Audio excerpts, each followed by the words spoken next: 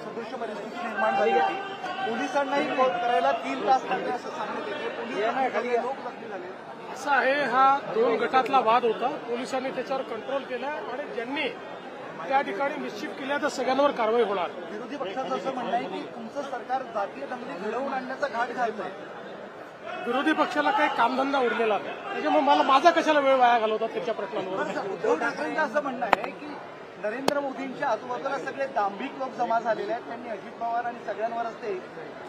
माझं एवढंच म्हणणं आहे की उद्धवजींनी एकदा आरसा पाहावा आणि त्यानंतर बोलावं. त्यांनी दुसरं वक्तव्य असं केलं की मेरे रगों में सिंदूर आहे म्हणणाऱ्या नरेंद्र मोदीचं आता सिंदूर कुठं गेलं भारत पाकिस्तान मॅचवरून. मी पहिलेच सांगितलं, असं आहे, जावेद मियानाथला घरी जेवायला बोलवणारे तुम्हीच होतात ना, पण मला त्याच्यावर बोलायचं नाही.